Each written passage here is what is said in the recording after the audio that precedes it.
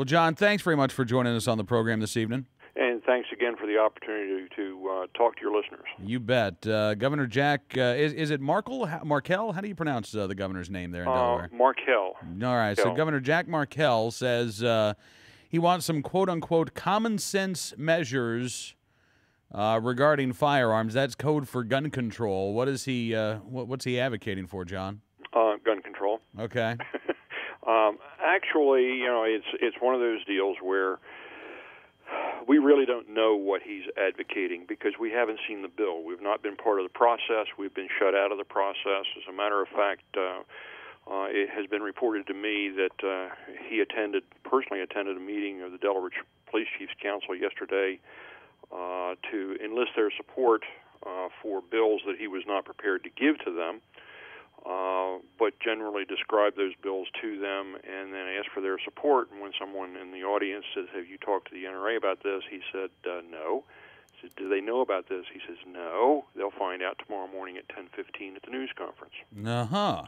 So I take that as a harbinger of things to come.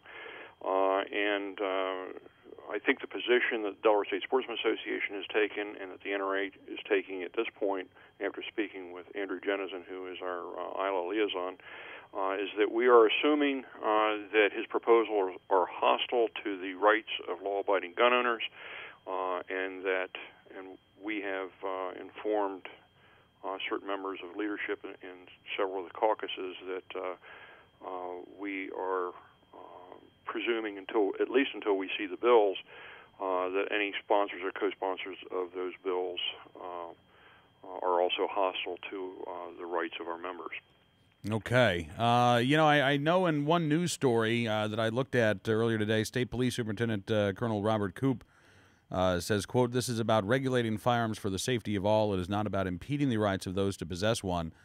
I feel compelled to note, John, you and I have been talking for over a year now about the fact that in several of the public housing authorities in Delaware, firearms have been banned, including for people who live there.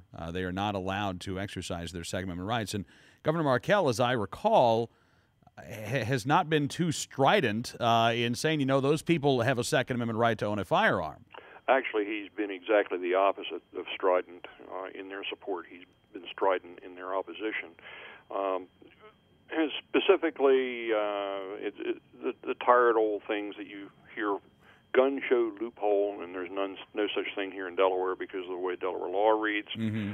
Disposal of seized firearms. Actually, they're not seized firearms. These are firearms that have been turned over to the police for safe holding by people against whom a protection from abuse order has been entered. And in Delaware, that's almost automatic in any case where there's an application, so you have to give them up to somewhere. Yeah. Improved reporting of federal NICS database. They don't even know what the Delaware law is because they say that Delaware is one of the few states that does not report to the feds mental health records. And maybe I'm wrong, Cam, but my memory is that we were one of the first states to require that and to authorize that. Mm-hmm. And banning of possession of weapons by individuals under the influence of alcohol or drugs. And what they want to do is they want to put the same .08 blood alcohol level on possession of a firearm that's there for driving under the influence. And I've had two very senior police officials from two different agencies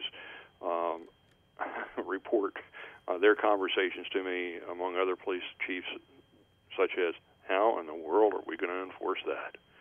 So I don't know what the bills actually look like. They've been studious in their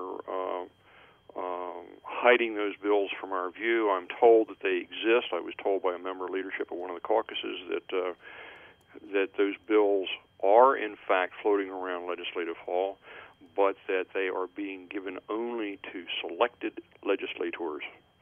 Which is always, a sign, John, that that something is afoot here. Again, if you want to be open and transparent, and you're only proposing "quote unquote" common sense measures, you think you wouldn't be so secretive about those measures that you're proposing. Well, if they really did not impinge upon Second Amendment rights, then why in the world would you want to hide them? Yeah.